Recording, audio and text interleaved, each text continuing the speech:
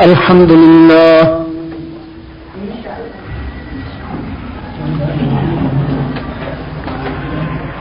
الحمد لله حمدا كثيرا كما أمر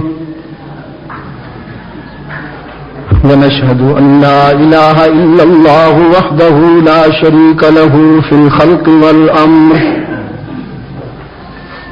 إرغاما لمن جاهد به وكفر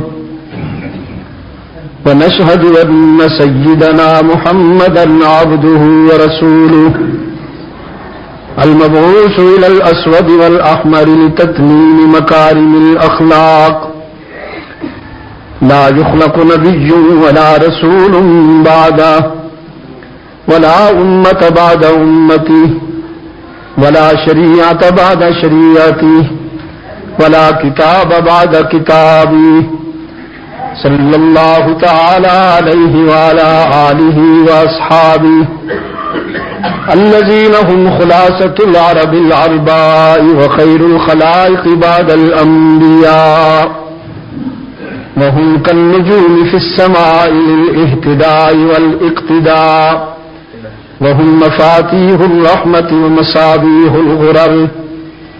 أعوذ بالله من الشيطان الرجيم. بسم الله الرحمن الرحيم. إنا عرضنا الأمانة على السماوات والأرض والجبال فأبين أن يحملنها وأشفقن منها وحملها الإنسان. وقال الله تعالى في مقام آخر وننزل من القرآن ما هو شفاء ورحمة للمؤمنين ولا يزيد الظالمين إلا خسارا. صدق الله مولانا العظيم. وعن معاوية بن أبي سفيان رضي الله تعالى عنهما قال قال رسول الله صلى الله عليه وسلم من يرد الله به خيرا يفقهه في الدين. وصدق رسوله النبي الأمي الكريم ونحن على ذلك من الشاهدين والشاكرين والحمد لله رب العالمين. خدا در انتظار حمد مانیست محمد چشم در راہ سنانیست. محمد حامد حمد خدا بس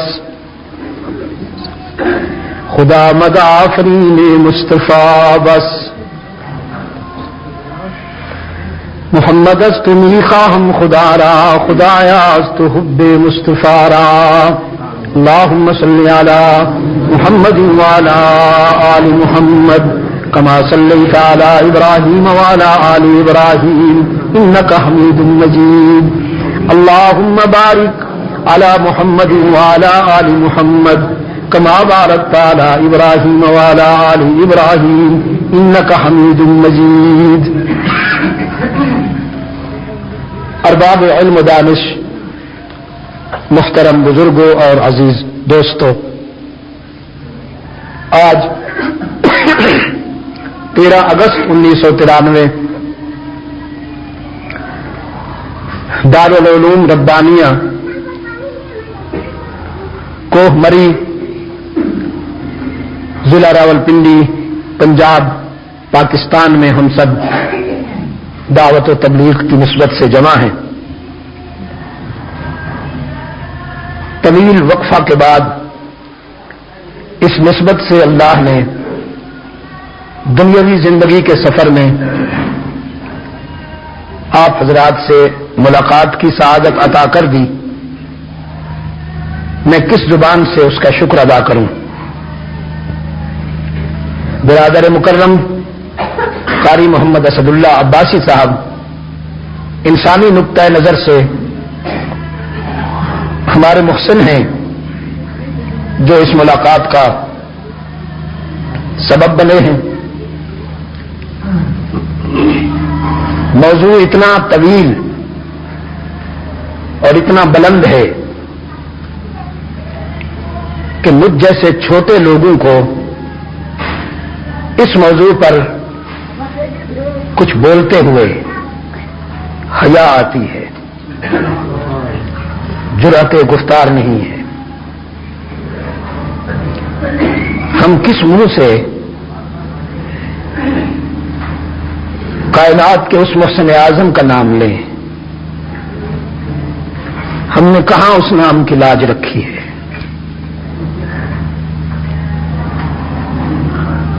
ہم ان کے وفاداروں میں کہاں شامل ہیں؟ یہاں تو جنید و بایزید جیسے لوگ نفس گم کردہ نظر آتے ہیں، نہ علم ہے نہ عمل۔ تو پھر قرآن ہی اس موضوع پر کچھ کہنے کا ذریعہ باقی رہ جاتا ہے۔ میں کہا کرتا ہوں، یوں تو سیرت پہ بہت سی کتابیں ہیں،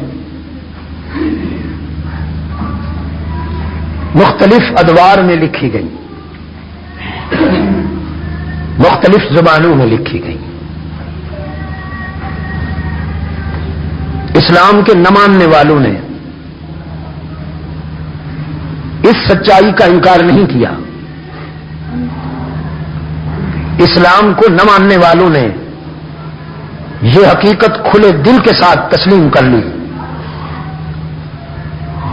کہ اللہ کے بعد جس ذات کا سب سے زیادہ تذکرہ ہوا زبان و قلم سے، وہ محمد عربی ہے صلی اللہ علیہ وسلم۔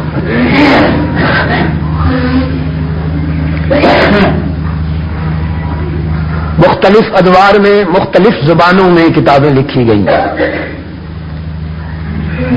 لیکن سیرت سرور کائنات پر سب سے بڑی معتبر کتاب وہ ہے جس کی نشاندہی ہماری مادر محترمہ نے کر دی ہے۔ مخدومۃ المسلمین ام المؤمنین حبیبہ حبیب خدا عفیفہ کائنات مریم اسلام سیدہ عائشہ صدیقہ رضی اللہ تعالی عنہا سے حضرات صحابہ نے عرض کیا، آپ ہمیں اللہ کے رسول کی سیرت و اخلاق بتائیے کہ آپ نے اللہ کے رسول کو قریب سے دیکھا ہے۔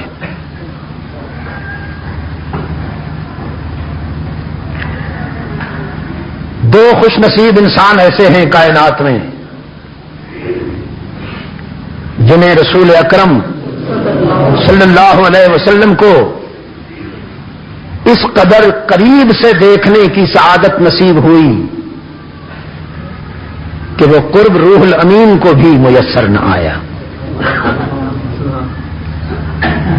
دو انسان، ایک مرد ایک عورت، اور حسن اتفاق کی حد ہو گئی کہ دونوں ایک ہی گھرانے کے منفرد کردار ہیں۔ ایک باپ ہے، دوسری بیٹی ہے، ایک صدیقہ ہے، دوسرا صدیق ہے۔ صدیق نے اللہ کے رسول کی جلوتوں کو دیکھا ہے اور صدیقہ نے اللہ کے رسول کی خلوتوں کو دیکھا ہے۔ بیرون در اللہ کے رسول کی سیرت کو معلوم کرنا ہو تو ابو بکر بتاتا ہے، اور اندرون خانہ اگر اللہ کے رسول کی سیرت کو معلوم کرنا ہو تو ان کی لخت جگر بتاتی ہے، عائشہ صدیقہ رضی اللہ تعالی عنہا بتاتی ہے۔ انہوں نے اپنے روحانی فرزندوں سے کہا، کان خلقہ القرآن، مجھ سے کیوں پوچھتے ہو؟ محمد عربی صلی اللہ علیہ وسلم کی سیرت و اخلاق معلوم کرنے ہیں تو قرآن پڑھا کرو کہ ہر ورقے پہ انہی کا حسن بکھرا ہوا ہے. قرآن ہی وہ انڈیکس ہے، قرآن ہی وہ آئینہ ہے جس میں جمال مصطفی واضح نظر آتا ہے. تو اس مختصر سے وقت کے لیے میں آپ کو قرآن کی جانب لے چلتا ہوں.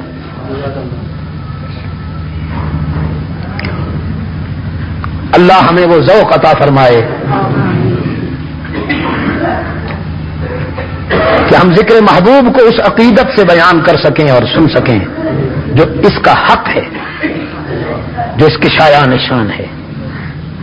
اس کا اعتراف میں کھلے دل سے پہلے کر چکا ہوں کہ ہمارے پاس وہ ذوق کہاں، ہم ان لوگوں میں سے کہاں ہیں جو رحمت عالم صلی اللہ علیہ وسلم کے ذکر جمیل کو بیان کرنے والے اور سننے والے ہیں. ہم تو نقال لوگ ہیں، نقل کرتے ہیں، بس اس کے یہ فضل و کرم کی بات ہے کہ اس نقل کو وہ اصل سے نسبت دے دے. آپ میرے لیے اور میں آپ کے لیے سب سے پہلے دعا کر لیں کہ اللہ ہمیں اس ذکر جمیل کو سننے کا ذوق عطا فرمائے اور بیان کرنے کا ذوق عطا فرمائے.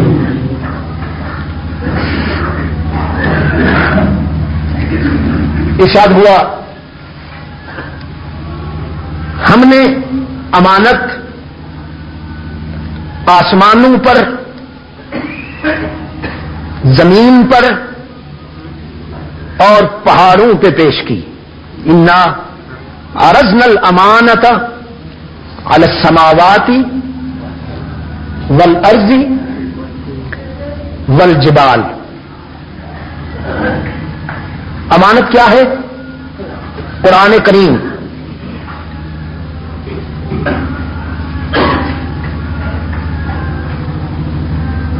آسمانوں سے کہا تم یہ امانت سنبھال سکتے ہو تو لے لو. زمین سے کہا تو یہ بوجھ اٹھا سکتی ہے تو اٹھا لے. پہاڑوں سے کہا اگر تم یہ بوجھ اٹھا سکتے ہو تو اٹھا لو. فَأَبَيْنَ أَن يَحْمِلْنَهَا. ان تینوں نے اللہ کے حضور معذرت کر دی کہ یہ بوجھ ہم نہیں اٹھا سکیں گے، یہ بہت بڑا بوجھ ہے، ہم اس کے مقابلے میں بہت چھوٹے ہیں. صرف معذرت نہیں کی، وَأَشْفَقْنَ مِنْهَا، لرزہ برندام ہو گئے، کانپ اٹھے.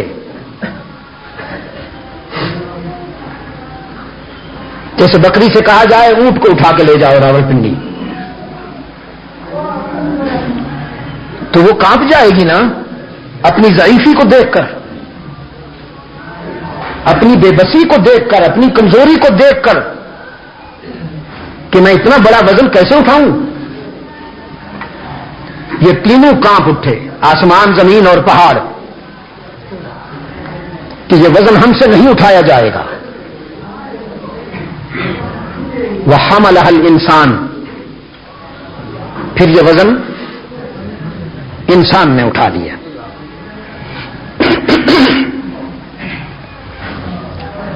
میں یہاں تھوڑی دیر کے لیے ایک اہم رخ کی طرف آپ کو متوجہ کروں گا، پھر ہم آگے بڑھتے ہیں. آسمانوں، زمین اور پہاڑوں کا تذکرہ یہاں کیوں آیا؟ اس لیے کہ روز اول سے انسان ان تینوں کی وجاہت سے متاثر اور مرعوب نظر آتا ہے. آسمان کی بلندیوں، زمین کی وسعتوں اور پہاڑوں کی مضبوطی سے انسان کے خیال میں آسمان بڑی بلند شے ہے. انسان کے خیال میں زمین بڑی وسیع چیز ہے اور پہاڑ بڑے مستحکم اور مضبوط ہیں.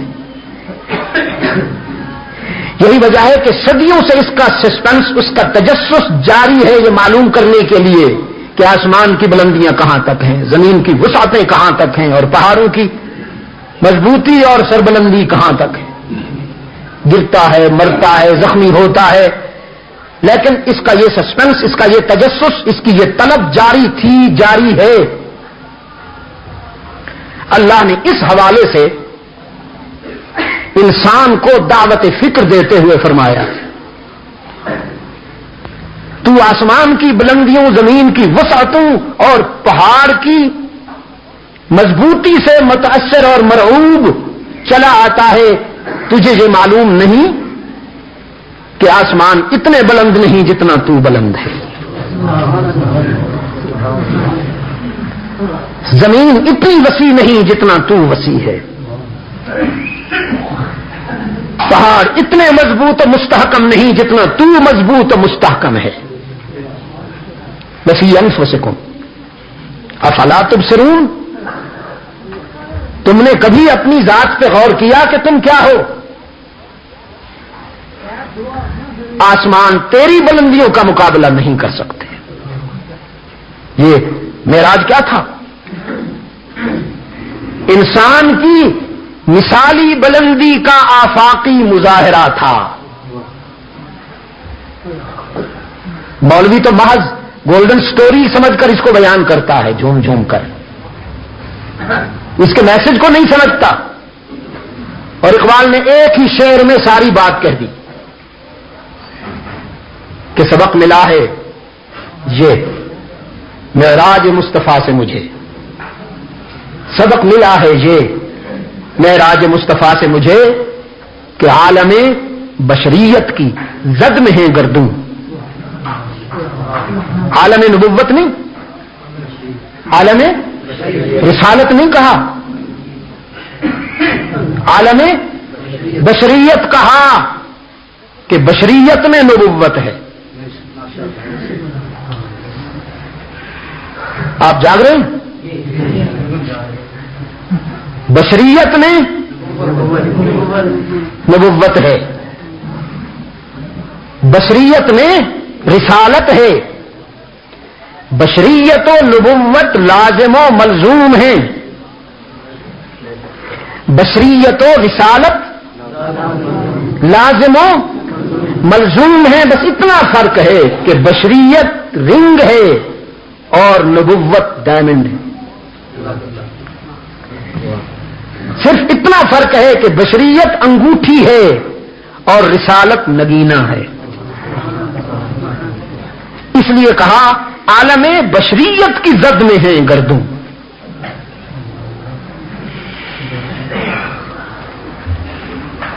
وحملہ الانسان، کہ جو بوجھ ان تینوں سے نہ اٹھایا جا سکا وہ انسان نے اٹھا لیا.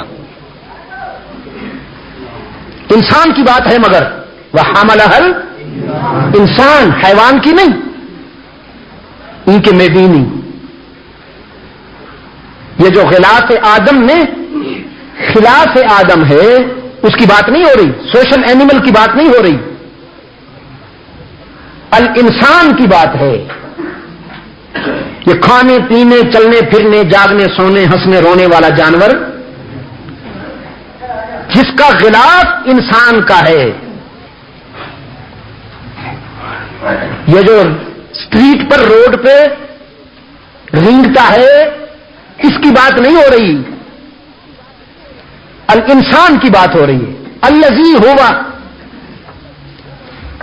جزاک اللہ کہ آپ آ گئے. الانسان الذی ہوا خلیفۃ اللہ فی الارض لا الذین لهم قلوب لا یفقهون بها ولهم اعین لا یبصرون بها ولهم آذان لا یسمعون بها. یہ موٹی آنکھوں والے جانور نہیں. آپ نے آنکھوں کو انسانیت سمجھ لیا، آپ نے اسمارٹ باڈی کو انسانیت کا معیار سمجھ لیا. یہ تو مقام ہے، اس میں انسان آ جائے تو یہ محترم بن جاتا ہے، اور اگر اس میں انسان بسیرا نہ کرے تو پھر یہ محض مکان رہ جاتا ہے جس میں ٹوائلٹ بھی ہے، بیت الخلاء بھی ہے، گٹر بھی ہے، وغیرہ وغیرہ بھی ہے. ایسی جنس کو قرآن کل انعام کہہ کے بھی چپ نہیں رہتا، بل ہم ازل کہتا ہے. یہ بگڑی ہوئی شے، یہ بگڑا ہوا جانور. میں کہا کرتا ہوں بڑی عجیب چیز ہے یہ، انسان بھی ترقی کرے تو فرشتوں سے آگے ہو جاتا ہے، اور زوال پہ آ جائے، گر جائے تو جنگل کا کوئی درندہ، کوئی جانور اتنا ذلیل اور کمینہ نہیں جتنا یہ ذلیل اور کمینہ ہے. اب ڈیٹیل کا وقت نہیں. وہ حمل حل انسان، تو انسان کی بات ہو رہی ہے. وہ جو مقصود کائنات ہے، وہ انسان کے جو مقصود کائنات ہے، جو اللہ کی تخلیق کا شاہکار ہے، جس کی بگننگ سٹوری قرآن کریم نے ان الفاظ کے ساتھ بیان کی ہے. سورہ بقرہ فرمایا وَإِذْ قَالَ رَبُّكَ لِلْمَلَائِكَةِ إِنِّي جَاعِلٌ فِي الْأَرْضِ خَلِيفَةً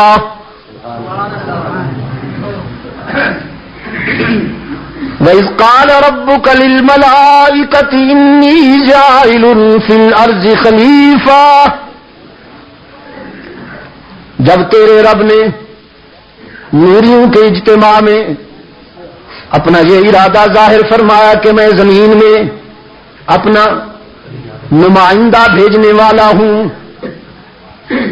اپنا نمائندہ بھیجنے والا ہوں، جس کی زبان میری مرضی کی ترجمان ہوگی،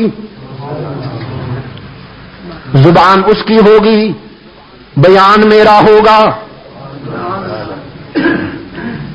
کان اس کے ہوں گے، سماعت میری ہوگی، آنکھیں اس کی ہوں گی، بصیرت میری ہوگی.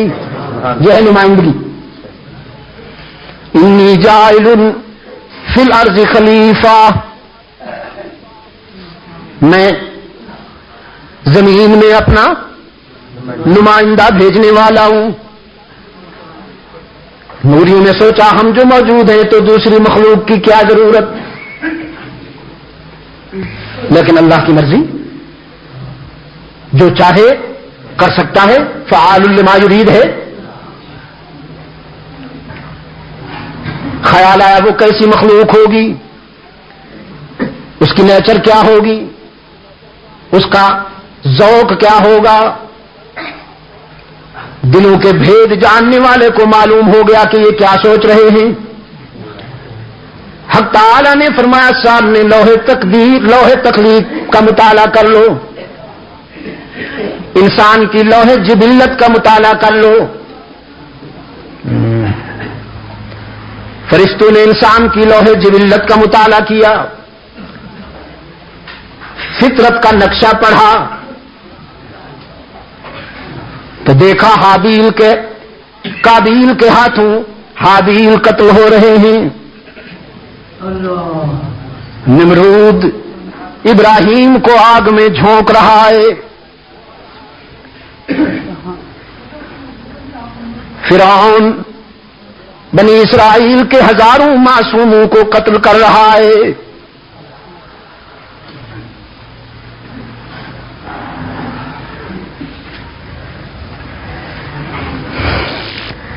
رستم ہے، سہراب ہے، ہٹلر ہے، مسولینی ہے، چنگیز ہے. قالوا اتجعل فيها من يفسد فيها ويسفك الدماء. نوریوں نے رب العالمین کے حضور عرض کیا اے خالق کائنات، ویسے تو مختار کل ہے، تیرے فیصلوں پر کوئی تنقید نہیں کر سکتا، تجھ سے پوچھنے والا کوئی نہیں. لیکن ہماری سمجھ میں یہ بات نہیں آئی، تو ایسی مخلوق کیوں پیدا کرتا ہے جو فساد پھیلائے، خون بہائے؟ تسبیح کرنے والوں کی ضرورت ہے، تقدیس کرنے والوں کی ضرورت ہے۔ نحن نسبح بحمدک ونقدس لک،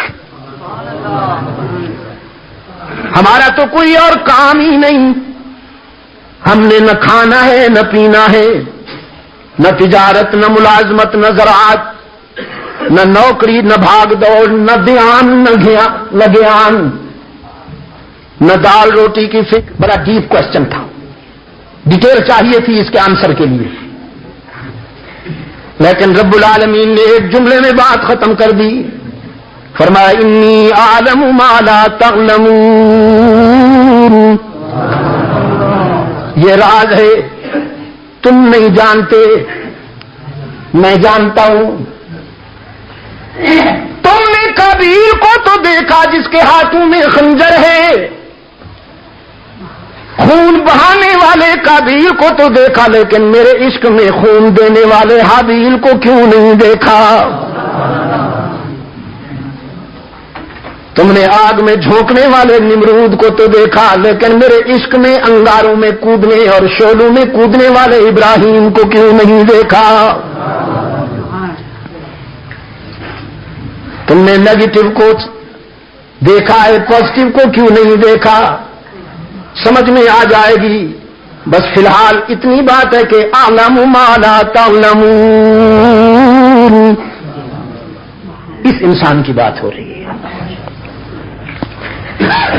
اِنَّا عَرَضْنَا الْأَمَانَةَ عَلَى السَّمَاوَاتِ وَالْأَرْضِ وَالْجِبَالِ فَأَبَيْنَ أَن يَحْمِلْنَهَا وَأَشْفَقْنَ مِنْهَا وَحَمَلَهَا الْإِنسَانُ۔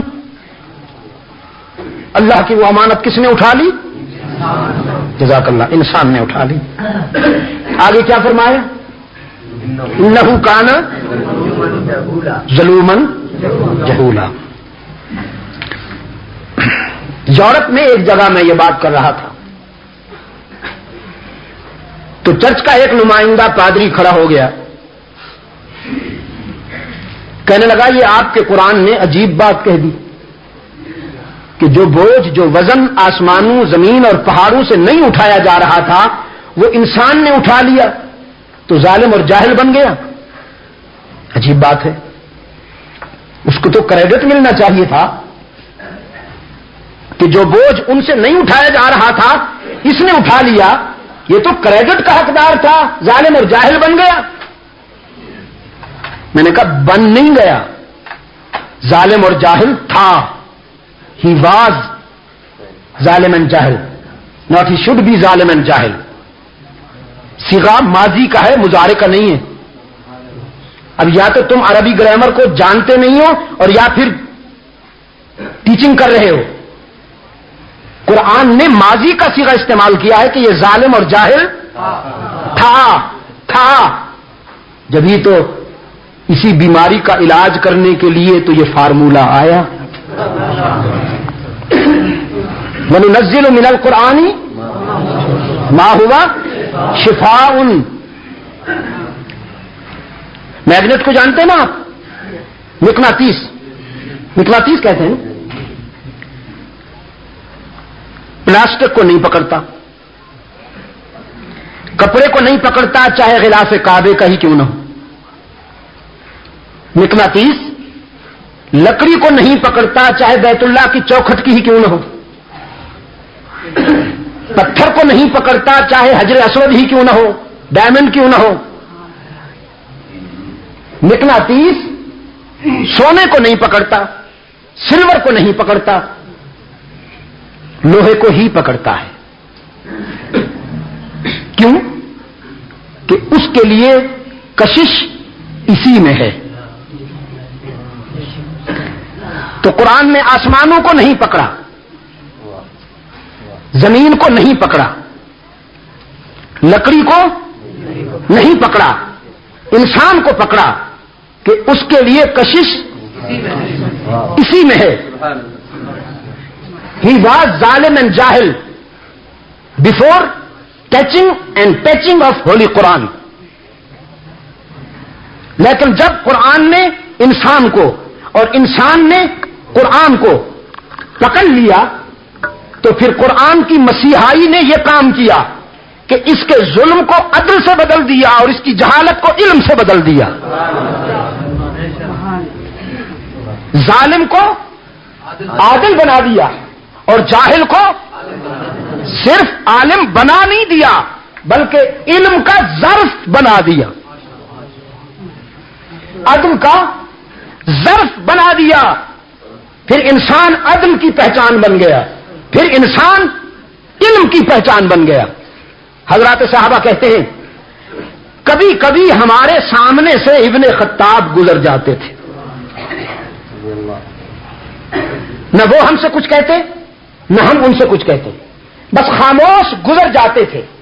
تو ان کو دیکھنے سے جو امپریشن بنتا تھا ہمارے دل میں, جو امپریشن بنتا تھا وہ یہ ہے کہ عدل کے عنوان پر, انصاف کے سبجیکٹ پر اتنا بڑا لٹریچر لایا جائے کہ جو زمین و آسمان کے گیپ کو کور کر لے, ہم اس کا مطالعہ کریں. تو اتنے بڑے لٹریچر کو مطالعہ کرنے کے باوجود عدل و انصاف کا وہ تصور ہمارے ذہن میں نہیں آ سکتا جو عمر کو خاموش نگاہوں سے دیکھ لینے کے بعد آ جاتا تھا کہ عدل کس کو کہتے ہیں, انصاف کس کو کہتے ہیں. یہ کانسیپٹ ہمیں کتابوں سے نہیں ایک انسان کو دیکھنے سے میسر آ جاتا تھا. تو قرآن کی مسیحائی نے یہ کام کیا کہ اس کے ظلم کو عدل سے اور اس کی جہالت کو علم سے بدل دیا. یہ پھر عدل کی بھی پہچان بن گیا اور علم کی بھی پہچان بن گیا. اور مری کے روشن ضمیروں, میں ایک بات کہا کرتا ہوں, کتابیں وہ علم نہیں رکھتی جو انسان کے ظرف میں ہوتا ہے. فار ایگزامپل ایک کردار آپ کے سامنے, دارالعلوم دیوبند کے کتب خانے میں لاکھوں کی تعداد میں کتابیں ہیں دین کے مختلف موضوعات پر, لاکھوں کی تعداد میں. دارالعلوم کی انتظامیہ اس کتب خانے کی حفاظت کے لیے سوچ رہی تھی. آگ بھی لگ سکتی ہے, کبھی کوئی فلڈ بھی آ سکتا ہے, تو کہیں یہ کتابیں ضائع نہ ہو جائیں. ہمیں اس سلسلے میں انتظام کرنا چاہیے. شاہ انور کاشمیری رحمۃ اللہ تعالی علیہ تشریف لائے, انہوں نے معلوم کیا تو بتایا گیا ہم کتابوں کو علم و حکمت کے اس ذخیرے کو سیلاب سے اور آگ سے بچانے کے لیے سوچ رہے ہیں. حضرت شاہ صاحب رحمۃ اللہ علیہ نے فرمایا ضرور سوچنا چاہیے, یہ انتظامی تقاضا ہے, ضرور سوچنا چاہیے. لیکن میں تمہیں یہ بتا دوں, اللہ نہ کرے کہ کبھی کوئی سیلاب آ جائے,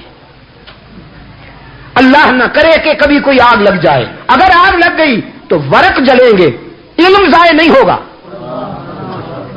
اگر کوئی سیلاب اور فلڈ آ گیا تو ورق ضائع ہوں گے, علم کو کوئی نقصان نہیں ہوگا, اس لیے کہ وہ علم ان کتابوں میں نہیں جتنا علم اللہ نے ہمارے سینے میں محفوظ رکھا ہے. یہ ہے قرآن کی مسیحائی, یہ ہے قرآن کی انسان سازی. اب وہ پادری پھر کھڑا ہوا,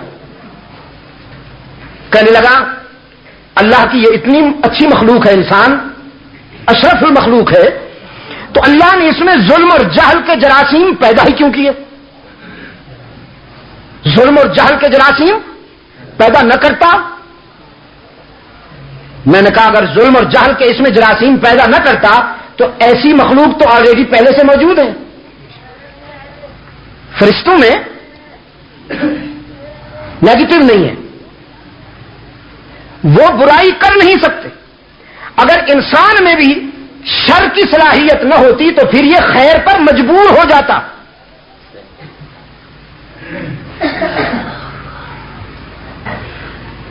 انسان برائی کرتا نہیں اور فرشتے برائی کر سکتے نہیں, فرق ہے.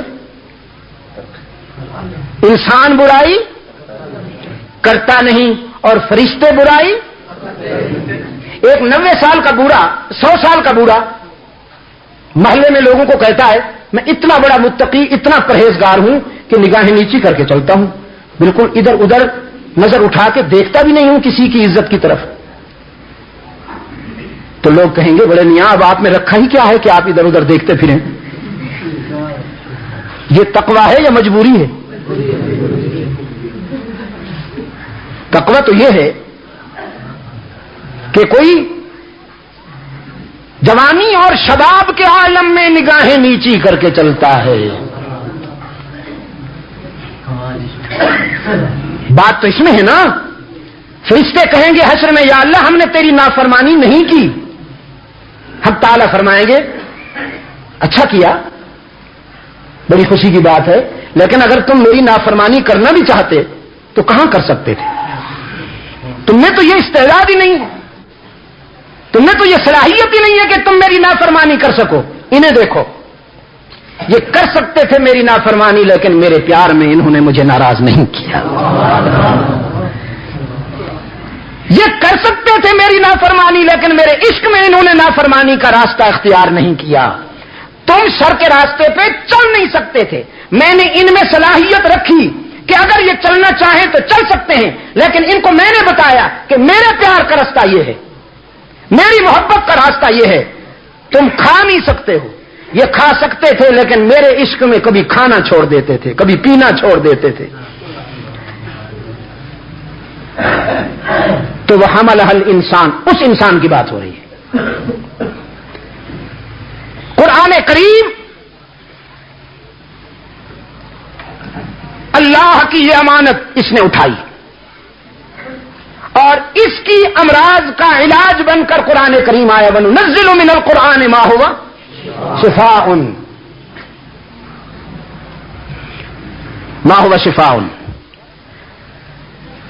وَرَحْمَةٌ لِّلْمُؤْمِنِينَ. شفا ہونے کے ناطے سے پوری کائنات کے لیے قرآن کریم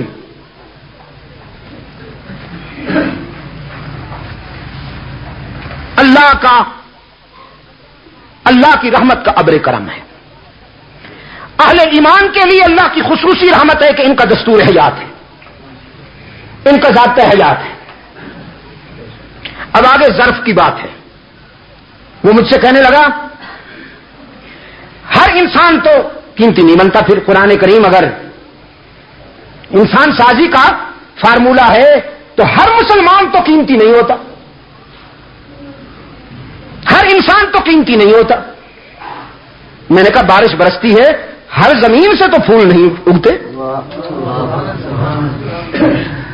بارش برستی ہے تو ہر زمین تو زرخیز ثابت نہیں ہوتی نا. یہ استعداد پہ انحصار ہے کہ زمین کیسی ہے. یذل بہ کثیرا ویہدی بہ کثیرا. قرآن کی تاثیر و مسیحائی میں کوئی شک نہیں، لیکن اب آگے زمین ہے. کماء المطر فی الاسداف درا، کماء المطر فی الاسداف درا وفی فم الافائی سارا سما. پانی کی وہی بوند، پانی کا، بارش کا وہی قطرہ جو سیپ کے منہ میں جائے تو موتی بنتا ہے، بارش کی وہی بوند اور وہی قطرہ سانپ کے منہ میں جائے تو زہر بنتا ہے. قطرے میں فرق نہیں، ظرف میں فرق ہے. سیپ میں گیا تو موتی بن گیا، سانپ کے منہ میں گیا تو. قرآن کا حال بھی یہی ہے. اس کو ابو جہل نے سنا تو زندیق بن گیا، ابو بکر نے سنا تو صدیق بن گیا. تکبیر، صدیق اکبر، علامہ سید مجید ندیم شاہ صاحب. صرف اب نعرہ نہیں لگانے کی اجازت، وقت کم ہے، بس آپ سنیں. جہاں ٹھوکر کھانے لگوں تو میری اصلاح کیجیے. ظرف کی بات ہے، قرآن کی مسیحائی میں کوئی شک نہیں ہے. ظرف کیسا ہے، نتائج اس کے مطابق برآمد ہوں گے. یذل بہ کثیرا ویہدی بہ کثیرا. قرآن کی مسیحائی میں کوئی شک نہیں. میرا دعویٰ ہے کوہ مری کے روشن ضمیروں، میرا دعویٰ ہے قرآن نے ایسے ایسے بیماروں کا علاج کیا جنہیں ساری دنیا نے لا علاج کر دیا تھا. ایک مریض، ایک پیشنٹ کی مثال دیتا ہوں. پیشنٹ تو آپ نے بہت سنے ہوں گے، بیماریاں بھی بہت دیکھی ہوں گی، لیکن یہ پیشنٹ دیکھیے، اس مریض کا حال دیکھیے کہ اپنے ڈاکٹر کی جان لینے پر تلا ہوا ہے. حالانکہ ہر بیمار، ہر مریض فطرتاً ڈاکٹر کو محبت کی نظر سے دیکھتا ہے، احترام کی نظر سے دیکھتا ہے کہ شاید اس کے ہاتھوں سے مجھے شفا مل جائے. لیکن اس مریض کا حال دیکھیے. دارالندوہ میں مشاورت ہوتی ہے، مکہ کی لیڈرشپ جمع ہے، طے پایا محمد قابل برداشت نہیں رہا صلی اللہ علیہ وسلم، الف مرہ بعدد کل ذرہ. محمد اور اس کا قرآن اب قابل برداشت نہیں رہا. کون ہے جو یہ کانٹا ہٹا دے؟ ابو جہل نے بے پایاں انعام کا اعلان کیا، عتبہ نے بے پایاں انعام کا اعلان کیا، ولید نے پیشکش کی جس خاندان سے چاہے گا ہم رشتہ کریں گے اس کا، ابو سفیان نے سرخ اونٹوں کا اعلان کیا. ابن خطاب اٹھا، ان سب گیدڑوں کو حکارت کی نظر سے دیکھا، فرمایا اپنا انعام گھر میں رکھو، یہ کانٹا میں ہٹاؤں گا. یو ویٹ ہیئر، ابھی آتا ہوں. غصے میں باہر نکلے، شمشیر بکف ہیں، اپنے معالج، اپنے سرجن کی جان لینے کو چلے. بات تو بہت مرتبہ سنی سنائی ہے، لیکن آج موقع پہ آ گئی ہے. باہر نکلے تو ایک آدمی نے بگڑے ہوئے تیور دیکھ کے پوچھا کدھر؟ سیاست نہیں کی، صاف کہہ دیا محمد کا سر اڑانے چلا ہوں. انہوں نے کہا کیوں؟ عمر نے کہا بس اس کا قرآن اب برداشت نہیں ہوتا. اس نے کہا اگر قرآن کی بات ہے تو پھر اچھے لوگ ادھر ادھر جانے سے پہلے اپنے گھر کی خبر لیتے ہیں. تمہیں معلوم نہیں فاطمہ بنت خطاب کے گھر سے قرآن گونج رہا ہے، ابھی سن کے آ رہا ہوں. تیری بہن قرآن پڑھ رہی ہے. یہ اطلاع نہیں، قیامت تھی جو ابن خطاب کے جذبات پہ ٹوٹ پڑی، فرمانے لگے جھوٹ بولتے ہو. اس نے کہا بحث کی کیا ضرورت ہے، خود جا کے دیکھ لو. تو رخ بدل لیا، ادھر کے بجائے ادھر، آقا کے بجائے رضاکاروں کی طرف، اپنی بہن کے گھر کی طرف. اب مکہ کی خاموش رات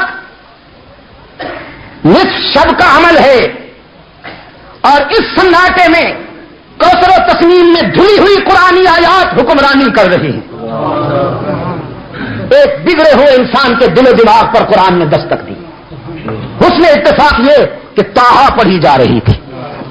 ویسے تو قرآن کی ہر آیت، ہر سورت حکمت اور بصیرت کا خزینہ ہے، لیکن کچھ سورتیں اپنی خاص پہچان رکھتی ہیں. ان میں یہ بھی ہے جن میں اللہ کی توحید بڑے عجیب انداز میں بیان کی گئی ہے.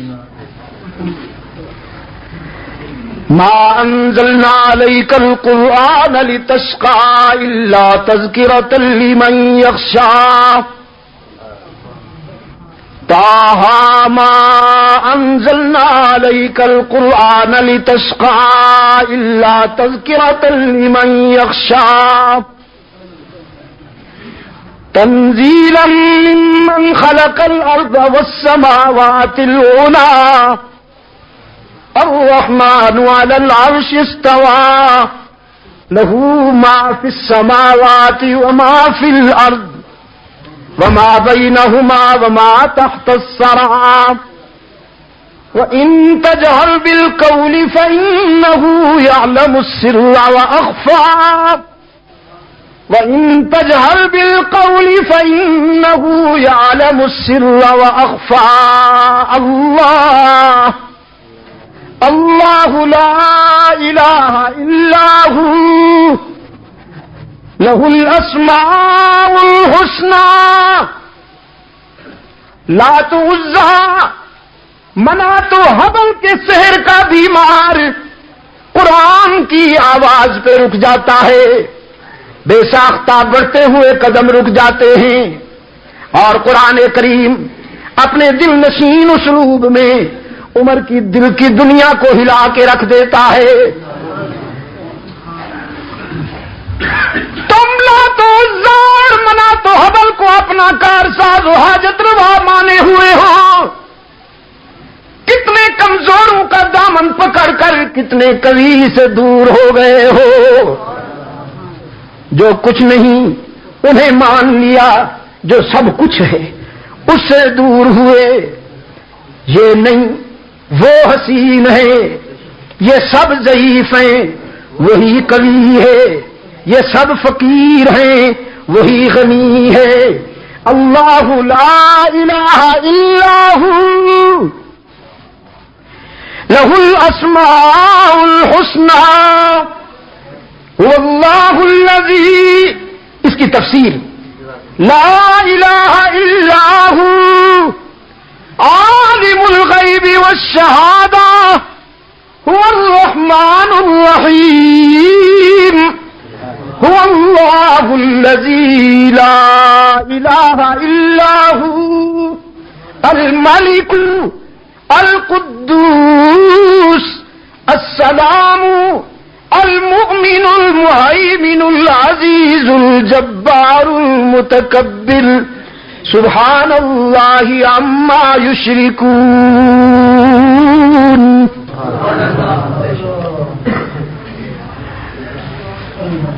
قرآن کریم نے ایک اور انداز میں ضرب لگائی، انی انا ربک فاخلع علیک انک بالواد المقدس طوی وانا اخترتک فاستمع لما یوحی اننی انا اللہ اننی انا اللہ. تیری جبین کی نیاز مندیوں پر میرا ہی حق ہے. میں نے تجھے سب کے سامنے جھکنے کے لیے نہیں بنایا، رب کے سامنے جھکنے کے لیے بنایا. تیرا دامن سب کے آگے نہیں پھیلنا چاہیے، بس رب کے آگے پھیلنا چاہیے. اننی انا اللہ. یاد ہے میری بات؟ انسان کی جبین کی عاجزیوں کے لیے مسجود کون ہے؟ معبود کون ہے؟ ہو گئے ہیں ذرا ٹھنڈے ہو گئے ہیں. دیر میں آنے کا یہ اثر ہے کہ ذرا ٹھنڈے ہو گئے ہیں آپ. حالانکہ آپ بہت خوب بولتے ہیں، وہاں بولتے ہیں جہاں نہیں بولنا چاہیے. ہماری جبینوں کی عاجزیوں کے لیے معبود کون ہے؟ ہی پہ ضرب لگائیں تاکہ بھی کے بیماروں کو اللہ شفائے کاملہ نصیب فرمائے. آپ چونکہ بلندی پہ ہیں، یہاں بڑے بڑے بیمار آتے ہیں، روحانی بیمار، اخلاقی بیمار، جسمانی بیمار. ہی پہ ایسی ضرب لگائیے کہ اطراف و اکناف عالم تک یہ صدا پہنچے. الحمدللہ پہنچی ہے آپ کی دعا سے. آپ کا بھی تو اس میں کچھ کنٹریبیوشن ہونا چاہیے نا. انسان کی جبین کی عاجزیوں کے لیے سچا مسجود، حقیقی معبود ہر جگہ موجود. دائیں بائیں دیکھ کر کوئی بھی کا بیمار چپ بیٹھا ہو تو اس سے بھی کہلوائیے، لیکن پیار سے. ہر جگہ موجود، علام الغیوب، کارساز و دستگیر، حاجت روا و مشکل کشا، مشکل کشا، مشکل کشا. اللہ کے فضل و کرم سے اب بھی کے بیمار بھی بات سمجھ رہے ہیں، وہ بھی ہمارے قریب ہو رہے ہیں. اگرچہ سیاسی لالچ ہے لیکن انشاءاللہ عقیدہ بھی اسی حوالے سے صحیح ہوتا چلا جائے گا.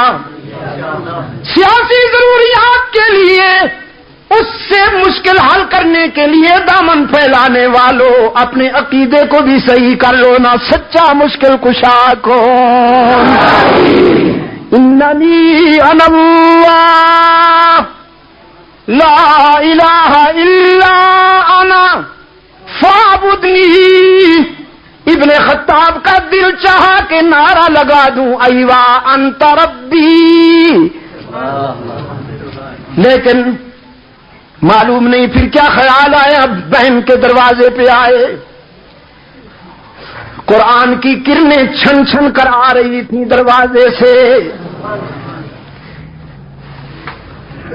دستک دی، نوک کیا دروازے کو. فاطمہ نے اٹھ کر غور سے دیکھا، صورتحال کی سنجیدگی کو سمجھ گئیں. اپنے استاد سے کہا ایک طرف، اپنے شوہر سے کہا ایک طرف. کہا کیوں خیریت؟ فرمایا ایمرجنسی ہے، میرا بگڑا ہوا بھائی آیا ہے. بڑے مضبوط بازو ہیں میرے بھائی کے پاس. آج اس آسمان کے نیچے اور زمین کے اوپر عمر کی قوت بازو کا سامنا کرنے کی جرت کسی کو نہیں. اپنے بھائی کی قوت بازو کا مقابلہ محمد کی کنیز کرے گی. دروازہ کھول دیا. ابن خطاب نے پوچھا کیا پڑھتی ہو؟ فرمایا بس جو جی چاہتا پڑھتی ہوں. آپ کو کیا؟ فرت جلال نے ابن خطاب نے فرمایا مجھے کیا، جانتا ہوں، سن چکا ہوں. فاطمہ نے فرمایا جب جانتے اور سن چکے ہو تو پوچھتے کیوں ہو؟ عمر نے فرمایا پوچھتا اس لیے ہوں کہ تم نے اتنا بڑا فیصلہ میرے مشورے کے بغیر کیسے کر لیا؟ فاطمہ نے فرمایا یہ مشورے کے معاملات نہیں، اس کی سلیکشن کے معاملات ہیں. یہ مشورے کے معاملات نہیں، اس کے انتخاب کے معاملات ہیں.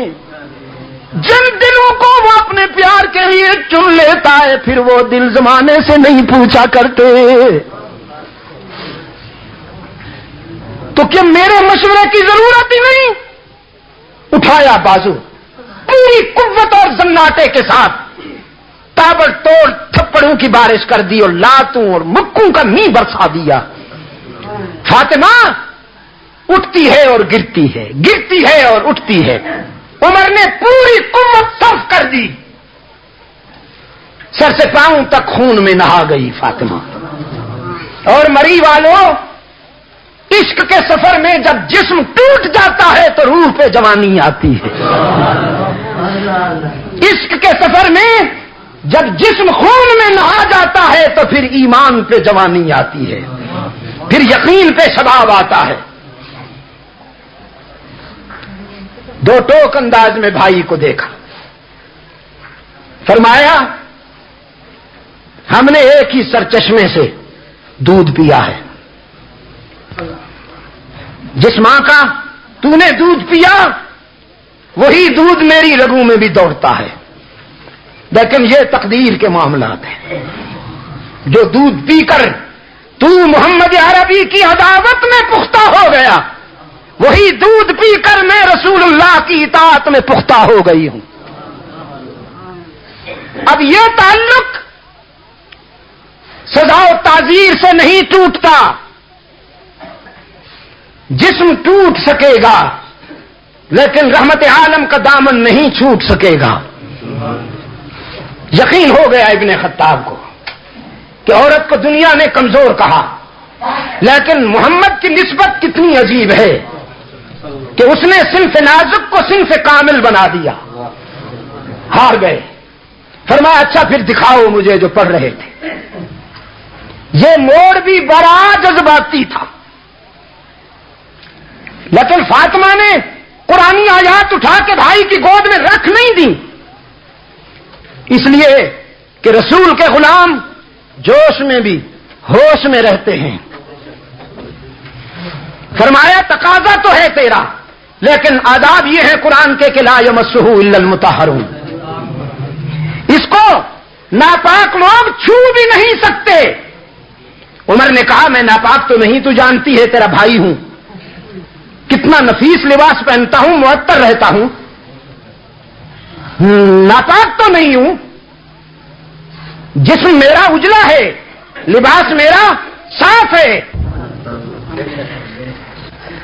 کپڑوں کی آلودگی سے انسان ناپاک نہیں ہوتا، جسم کی آلودگی سے انسان ناپاک نہیں ہوتا، انسان اس وقت ناپاک ہوتا ہے جب انما المشرکون، جب شرک کی نجاست سے وابستہ ہو جائے۔ تو چونکہ مشرک ہے اس لیے قرآن کو نہیں چھو پائے گا۔ اب چونکہ قانون کی بات تھی تو عمر نے سر جھکا لیا، لیکن فاطمہ نے سوچا شاید اس کی ہدایت کا یہی لمحہ ہو، اس کی ہدایت کی یہی گھڑی ہو تو کہیں مس نہ ہو جائے۔ اپنا دوپٹہ اٹھایا، بھائی کی گود میں رکھا، قرآن جس شکل میں تھا سامنے رکھ دیا، کسی لکڑی پہ لکھا ہوا تھا یا کپڑے پہ لکھا ہوا تھا، جس حالت میں تھا سامنے رکھ دیا کہ چھونا نہیں، دیکھ سکتے ہو، ہاتھ نہیں لگانا۔ اب جب دیکھا تو حسن اتفاق سے وہی آیت مسکرا اٹھی، فرمایا اننی انا اللہ لا الہ الا انا فاعبدنی واقم الصلاۃ لذکری۔ اب عمر نے نعرہ بلند کیا، نعم انت ربی واشہد ان لا الہ الا اللہ واشہد۔ فاطمہ نے منہ پہ ہاتھ رکھ دیا، فرمایا بس اس کی توحید پر گواہی تو یہاں ہو گئی، اب اگلی گواہی ادھر نہیں، ان کے قدموں میں جا کے دونا۔ وہاں بھی تو انتظار ہو رہی ہے نا، آنسوں کی برسات میں۔ اٹھ کھڑے ہوئے، پوچھا اکیلا جاؤں گا کہ تم ساتھ چلو گے؟ فاطمہ نے کہا منزل عشق پہ اکیلے جانا ہوتا ہے۔ اسی انداز میں چلے ہیں جس انداز میں آئے تھے، ہاتھ میں تلوار ہے، بس اندر کی دنیا بدل چکی ہے۔ پہلے دشمنی نبھانے کے لیے چلے تھے، اب غلامی نبھانے کا عزم کرنے کو چلے ہیں۔ پہلے دوست دشمن بن کے آئے تھے، اب دوست بن کے چلے ہیں۔ رحمت عالم صلی اللہ علیہ وسلم دار ارقم میں نظر بندی کا زمانہ گزار رہے ہیں۔ حضرت حمزہ کی نظر پڑی، دور سے دیکھا ابن خطاب فرت جلال میں آتا ہے تو للکارے فوجی انداز میں، ابن خطاب سوچ کے آئیے گا ادھر، یہ بارگاہ رسالت ہے، یہاں کوئی اور بات تو بات کی بات ہوگی، اونچی آواز سے بولنا بھی برداشت نہیں ہوتا۔ جہاں محمد موجود ہوں صلی اللہ علیہ وسلم، جہاں محمد عربی موجود ہوں، وہاں اونچی آواز سے بولنا بھی برداشت نہیں ہوتا۔ ادھر سے قلب رسول پہ فریش میسج آیا اللہ کی طرف سے، روح الامین نے آ کے بتایا محمد تیرا مرید تیری مراد بن کے آ گیا ہے، تو نے جسے مانگا وہ نقد آیا ہے، تو گلے لگانے میں کہیں دیر نہ ہو جائے۔ رحمت عالم صلی اللہ علیہ وسلم نے اپنے چچا سے فرمایا حمزہ آنے دو عمر کو، یہ اس عنوان سے نہیں آ رہا جس عنوان پہ آپ سمجھے ہیں۔ دروازہ کھلا اور عمر اندر داخل ہوئے۔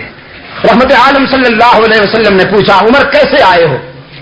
عرض کیا سر لینے کو چلا تھا، اب سر دینے کا عزم لے کے آیا۔ اللہ کی توحید اور آپ کی رسالت پہ مر مٹنے کا فیصلہ کر کے آیا ہوں۔ رحمت عالم صلی اللہ علیہ وسلم نے فرمایا اچھا تو اسلام قبول کرتے ہو؟ عرض کیا اگر اللہ کو پسند ہے تو رحمت عالم صلی اللہ علیہ وسلم نے کلمے کی تلقین فرمائی۔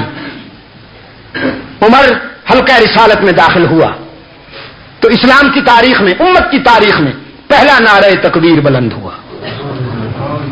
نعرہ تکبیر، شان فاروق اعظم، شان فاروق اعظم، جس سے سید عبد المجید ندیم شاہ صاحب، جس سے مکہ کے اطراف میں پہاڑوں کی بلندیاں گونجنے لگیں تو دار الندوہ میں بھی یہ صدا پہنچی۔ ایک دوسرے سے کہنے لگے مسلمانوں کی چیخ نکل گئی ہے، مسلمانوں کی چیخ نکل گئی ہے، لگتا ہے کہ عمر پہنچ گیا۔ اس پر سب متفق ہوئے کہ عمر پہنچ گیا، لیکن تقدیر خندقن تھی، عمر پہنچ تو گیا ہے، اس حوالے سے نہیں جس حوالے سے تم نے بھیجا تھا، وہ اللہ کے انتخاب کا مظہر بن چکا ہے۔ رحمت عالم صلی اللہ علیہ وسلم نے فرمایا عمر تیاری کرو، ہم اللہ کو یاد کریں گے، اللہ کی عبادت مل کے کریں گے۔ حاتف تقدیر نے کہا عمر یہ تیرے مقدر کی بات ہے، یہ تیرے نصیبے کی بات ہے کہ زندگی کی پہلی نماز محمد کی اقتداء میں ادا کرو گے، تیرا پہلا امام محمد عربی ہے صلی اللہ علیہ وسلم۔ لیکن عرض کیا اللہ کے رسول ہم اللہ کی عبادت کہاں کریں گے؟ رحمت عالم صلی اللہ علیہ وسلم نے فرمایا بس یہیں کریں گے، ہم اللہ کو یہیں یاد کر لیتے ہیں۔ عرض کیا کیوں؟ اللہ کی عبادت اللہ کے گھر میں نہ ہو۔ اب یہ موقع تھا کہ رحمت عالم فرمائیں تو ہی تو یہ برداشت نہیں کرتا تھا، اب پوچھتا بھی تو ہے، لیکن یہ اس لیے نہیں کہا کہ جو وہ شرمندہ ہو کے آ گیا تو میں اسے تانا دے کے مزید شرمندہ کیوں کروں۔ فرمایا بس تیری قوم یہ پسند نہیں کرتی کہ ہم اللہ کی عبادت اللہ کے گھر میں کریں تو ہم یہیں کر لیتے ہیں۔ لیکن عمر سب کچھ سمجھ گئے۔ عرض کیا بس اللہ کے رسول آپ تیاری کریں، میں قضائیں ادا کروں گا۔ صفا کی بلندی پہ کھڑے ہو کر پکارے، نام لیا اساطین کفر کا، دنیا کفر کے لیڈروں کا نام لیا، ابو جہل، عتبہ، ولید، ابو لہب، عمر بول رہا ہوں۔ سب الرٹ ہوئے، کان کھڑے ہوئے، عمر بول رہا ہے، لیکن اگلے لمحے جو جملہ ادا کیا تو سب کے ہاں صفے ماتم بچھ گئی، صفے ماتم بچھ گئی۔ اسی جنس کے ہاں صفے ماتم بچھا کرتی تھی، اسی جنس کے ہاں صفے ماتم بچھ رہی ہے، اسی جنس کے ہاں صفے ماتم بچھا کرے گی۔ مسلمانوں کے ہاں نہ کبھی ماتم تھا، نہ ہے، نہ ہوگا۔ صفے ماتم بچھ گئی کہ عمر نے کہا عمر بول رہا ہوں لیکن محمد کے دشمن کی حیثیت سے نہیں، رسول کے غلام کی حیثیت سے بول رہا ہوں۔ اور تمہیں بتا دینا چاہتا ہوں کہ آج کے بعد میری جوانی، میرا شباب، میری قوت بازو، میری جلالت و شوکت، یہ سب کچھ رحمت عالم کے مشن کے حوالے ہو گیا۔ اب انہی کے لیے جیوں گا اور انہی کی نسبت سے مروں گا۔ میرے آقا اللہ کی عبادت کے لیے اللہ کے گھر میں آ رہے ہیں، میں پہنچ چکا ہوں، تمہارا انتظار کر رہا ہوں۔ وہ جو تلوار تم نے رسول کا سر قلم کرنے کے لیے دی تھی، وہ تلوار تمہارے سروں کا انتظار کر رہی ہے۔ تم میں اگر کسی میں جرأت ہے تو باہر آئے۔ ابن جوزی لکھتے ہیں سکوت مرگ طاری تھا مکہ کے در و دیوار پر، ہمت نہیں ہوئی کسی کو کہ ابن خطاب کی سہولت کا سامنا کر سکے۔ رحمت عالم آئے، ابن خطاب نے بیت اللہ کا بند دروازہ کھولا۔ امت مسلمہ نے رسول اللہ صلی اللہ علیہ وسلم کی اقتداء میں جو پہلی نماز ادا کی وہ یہی نماز فجر تھی بیت اللہ کے زیر سایہ، جو عمر کے ایمان کی فجر تھی۔ پہلی نماز جو بیت اللہ کے زیر سایہ امت مسلمہ نے رحمت عالم کی اقتداء میں ادا کی ہے وہ یہی نماز فجر ہے جو عمر کے ایمان کی فجر ہے۔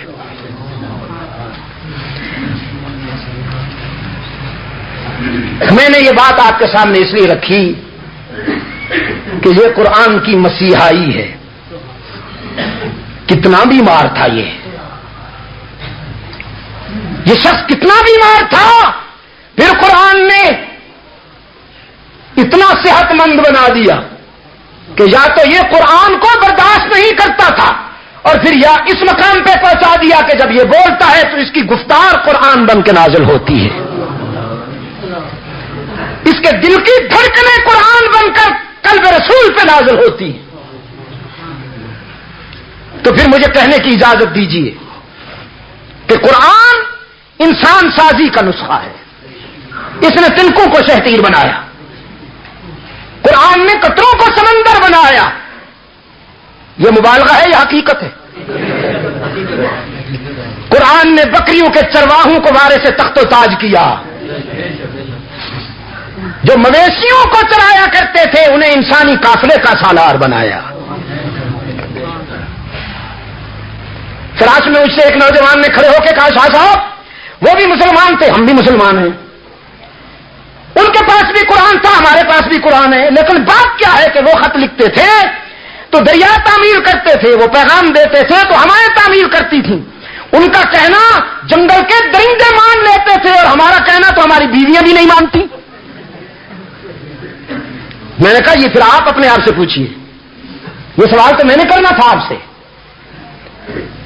قرآن بوڑھا نہیں ہوا کوہ مری والو، قرآن کی جوانی میں فرق نہیں آیا، یہ وہی ہے جو تھا،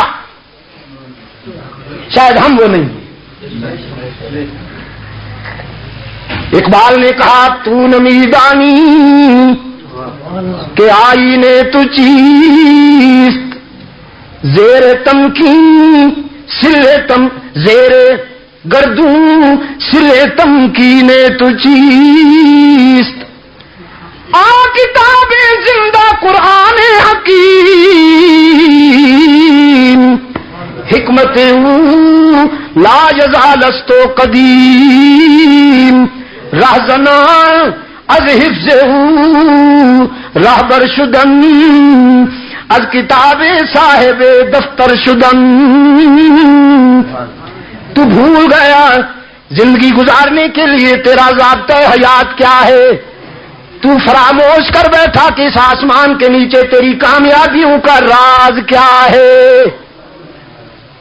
تو مونچھوں کے پیچھے دوڑتا ہے، چوڑیوں کے پیچھے دوڑتا ہے، گنجوں کے پیچھے دوڑتا ہے، تجھے معلوم نہیں کہ تیری بگڑی قرآن بنا سکتا ہے، نہ مونچھے نہ گنج نہ چوڑیاں، یہ سب معدے کے اسیر ہیں، معدے کے بیمار، یہ اپنی تجوریاں بھرنے کے لیے تجھے ایکسپلائٹ کرتے ہیں، اسلام کا زینہ لگا کر کرسی پہ جاتے ہیں اور پھر tata bye bye, we will meet after next 5 years۔ تو نمیدانی کہ آئینے تو چیست، زیر گردوں سر تمکینے تو چیست، آ کتاب زندہ قرآن حکیم، حکمت لا یزال است و قدیم، رہزنا از حفظ رہبر شدن، از کتاب صاحب دفتر شدن۔ قرآن ہی تیری کامیابیوں کی بنیاد ہے، رب کعبہ کی قسم، دامن کوہ میں بسنے والوں رب کعبہ کی قسم، قرآن کے حامل تو 313 بھی بہت ہیں، صرف 313۔ آج مسلمان 1.25 ارب ہونے کے باوجود فلسطین سے بوزنیا تک مار کھا رہے ہیں، ساری دنیا میں تماشا بنے ہوئے ہیں، اس لیے کہ ہم قرآن سے جدا ہو گئے۔ یہ دامن چھوٹا، یہ دامن چھوٹا تو سب کچھ ہم سے چھوٹ گیا۔ کیوں مجھ کو شکایت ہو کسی غیر سے جھوٹی، خود اپنی ہی تقصیر سے قسمت میری پھوٹی، اللہ کی رسی تو نہ ٹوٹے گی نہ ٹوٹی، افسوس یہی ہے کہ میرے ہاتھ سے چھوٹی، یہ رسی چھوٹی تو سب کچھ چھوٹ گیا۔ آج یہودی آنکھیں دکھاتا ہے مرد مومن کو، مسلمان کو، آپ عیسائی خندہ استہزاء سے دیکھتے ہیں مسلمانوں کو کہ تم اتنی بڑی تعداد کے باوجود ہمارے در کے سوالی ہو، تم اتنی بڑی تعداد کے باوجود ہمارے غلام ہو، تم اتنی بڑی تعداد کے باوجود محتاج ہو، مقہور ہو، مظلوم ہو، مجبور ہو۔ میری گھڑی نے مجھے الارم دے دیا ہے اور میں ابھی بات شروع کر رہا ہوں، کیا کروں؟ تو بین الصلاتین کرنے کا خیال ہے، جمع عصر اور جمعہ اکٹھے پڑھیں گے انشاءاللہ۔ آج ہمارے دوست پوچھ رہے تھے حاجی محمد صدیق صاحب کہ میں اگر 2 نمازیں پڑھ لوں جمعہ کی تو کوئی فرق تو نہیں پڑے گا نا، ایک ادھر 1 بجے والی، ایک آپ کے پیچھے آ کے پڑھوں گا۔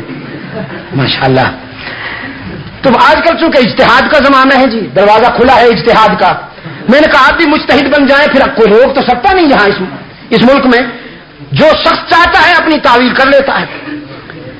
تو جمعہ کی نماز ہے نا، اس میں تو ہم تاخیر نہیں کر سکیں گے۔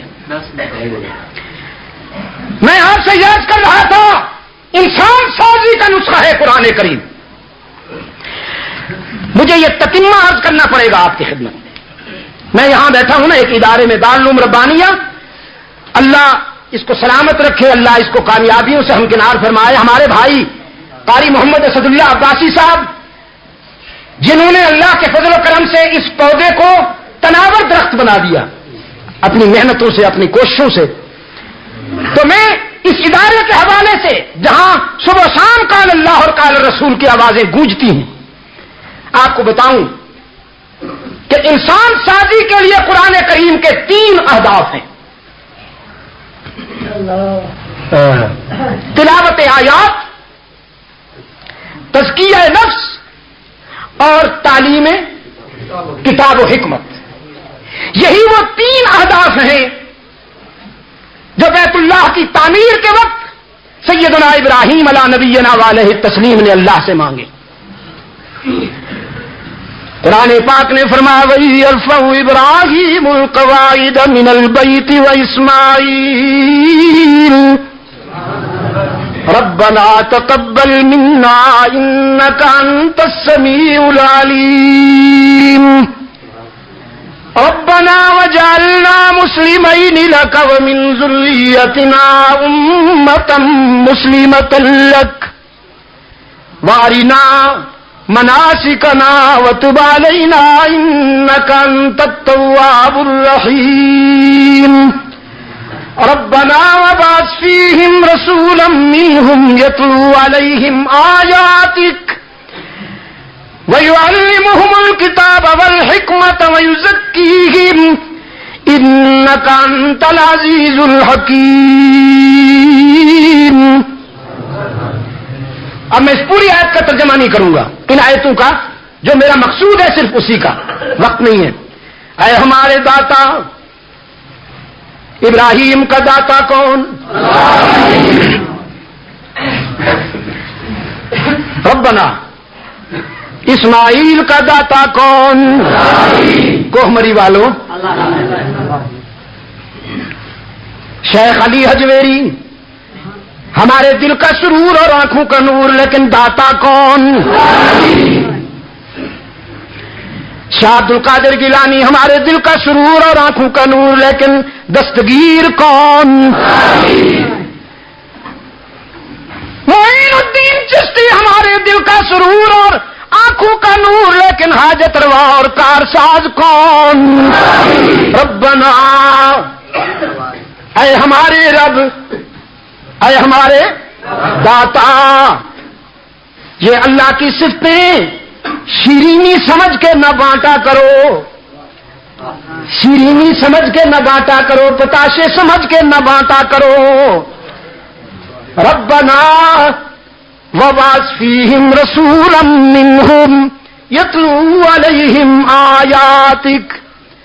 تیرا گھر تو میں نے بنا دیا، دارالعلوم تو میں نے بنا دیا، ابھی تک پسینہ من الراس الی السینہ موجود، ابھی تک جبین پہ پسینے کے موتی چمک رہے ہیں، اور تجھ سے بہتر اپنے مزدور کو اجرت دینے والا کوئی نہیں۔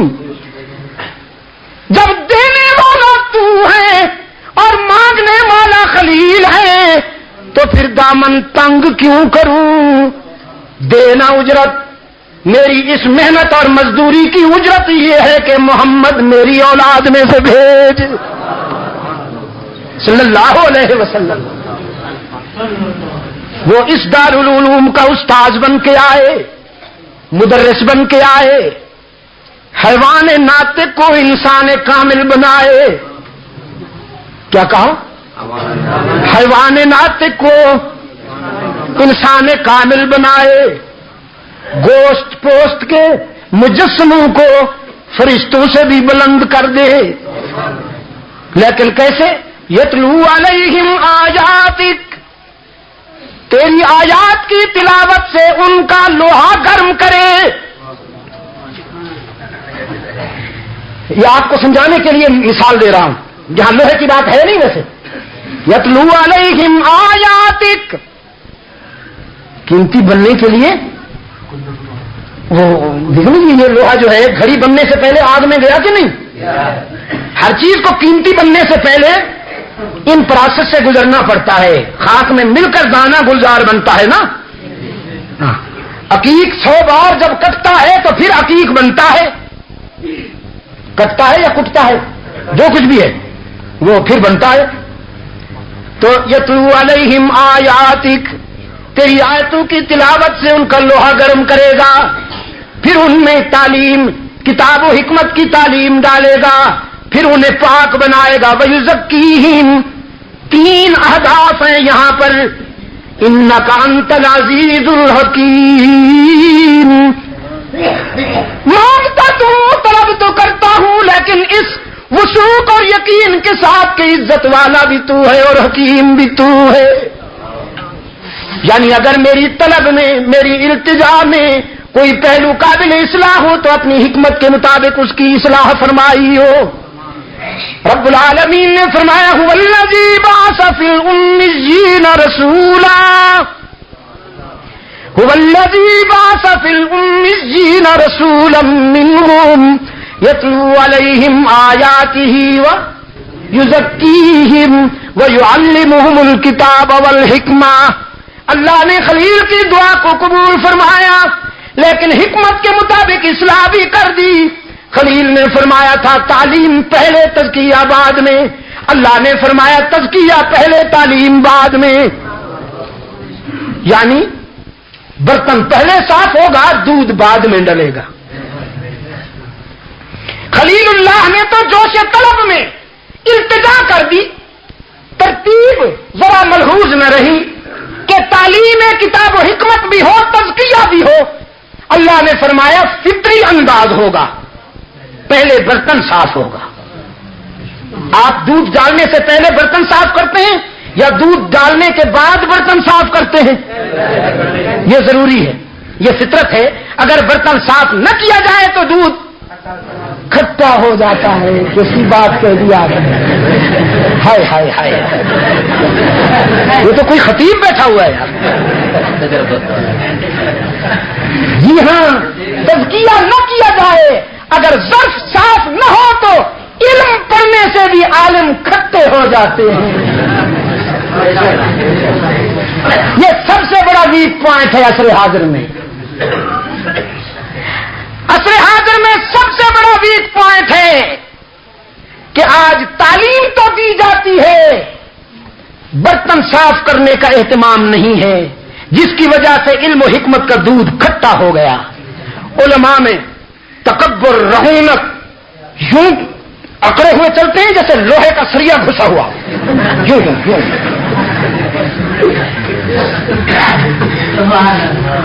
وہ عاجزی نہیں، وہ تواضع نہیں، وہ روحانیت نہیں، اکڑے ہوئے ہیں بس جیسے فولاد کا سریا اترا ہوا.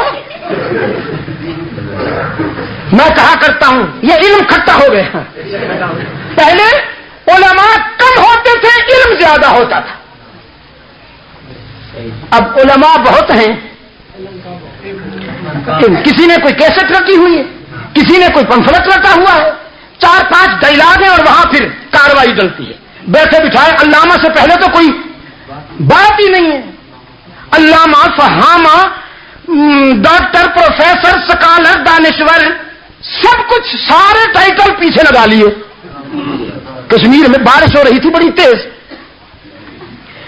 اور آپ کو معلوم ہے یہ پہاڑوں کی جو آبادی ہے، بکھری ہوئی آبادیاں ہوتی ہیں، ایک گھر ادھر، 2 گھر ادھر، دامن میں لوگ بستے ہیں. تو بڑی تیز بارش، اس میں آ کے کسی نے دروازہ کھٹکھٹایا کہ بھئی بارش بہت تیز ہے، مجھے جگہ دے دو. وہ دیہاتی آدمی نے سوچا بھی یہ دوست ہے، دشمن ہے، اپنا ہے، پرایا ہے، معلوم تو کرو. دروازہ کھولنے سے پہلے کنڈی پہ ہاتھ رکھا ہوا ہے. پوچھا بھئی آپ ہیں کون، پہلے بتاؤ ذرا. اس نے کہا میں حضرت العلامہ وبالفضل فہامہ ڈاکٹر پروفیسر چشتی سہروردی قادری نقشبندی مجددی.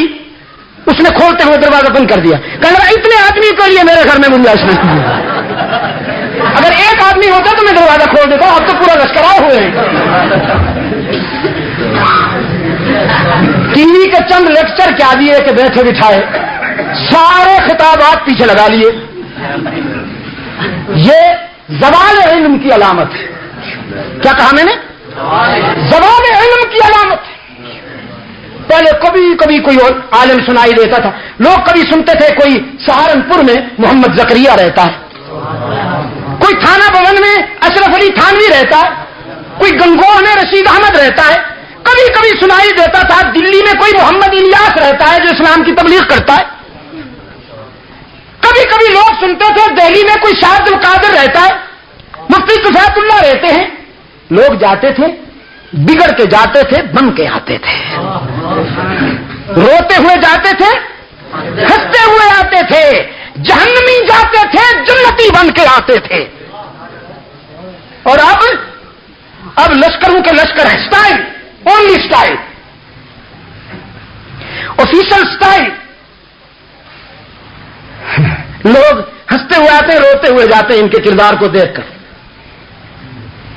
حق تعالی نے فرمایا تیری طلب تو محبوب ہے میرے خلیل, لیکن تو نے چونکہ مجھے حکیم کہا تو میں حکمت کے مطابق فطری ترتیب رکھتا ہوں.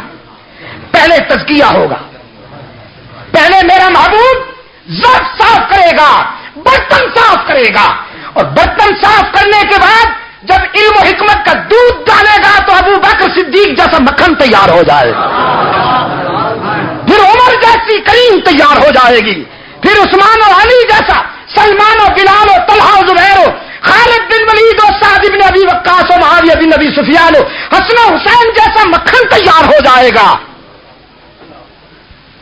یہ ہے مکتب مصطفی کا رزلٹ, یہ ہے قرآن کی مسیحائی کا اعجاز.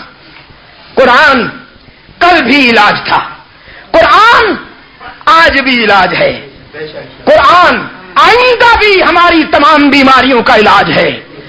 اگر میں کوئی بات سمجھا سکا ہوں تو پھر قرآن سے وابستگی کا فیصلہ کر لیجئے. کل بھی میں نے جھیکا گلی میں کہا تھا تمام بیماریوں کا علاج قرآن مہیا کرتا ہے. حکومت الہیہ کا قیام پہلا ہدف.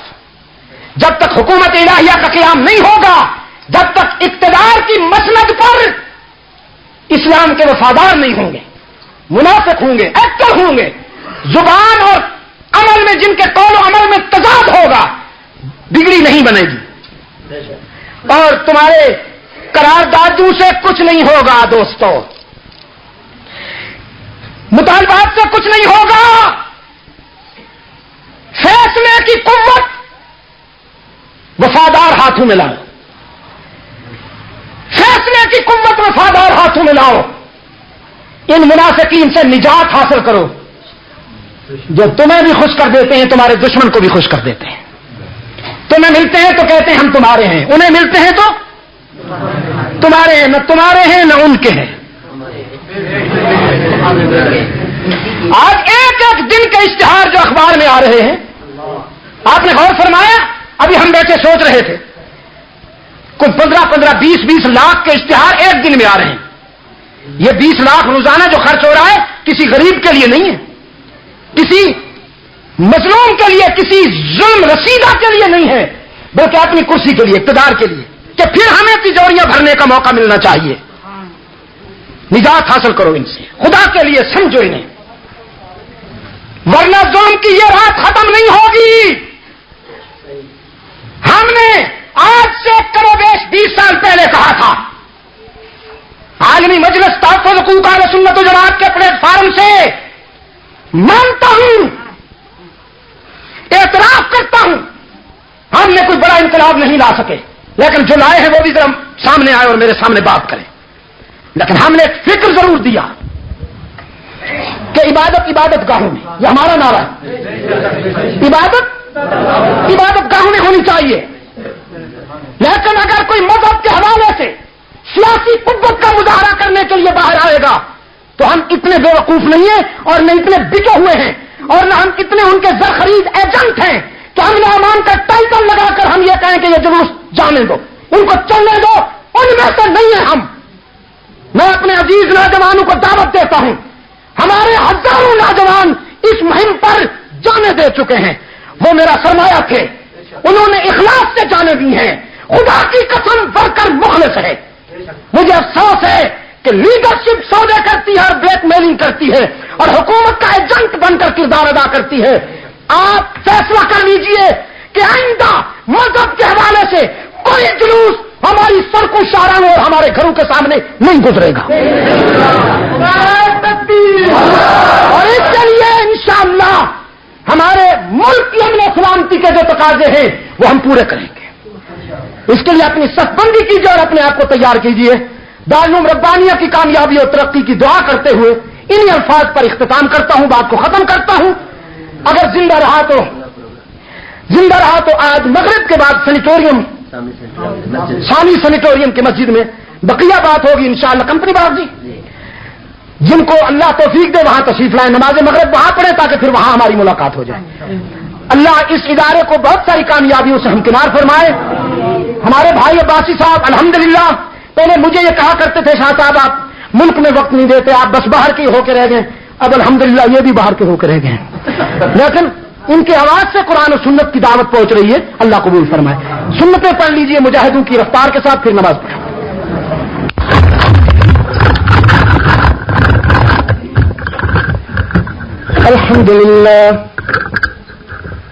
الحمد لله حمدا كثيرا كما أمر, ونشهد أن لا إله إلا الله وحده لا شريك له في الخلق والأمر.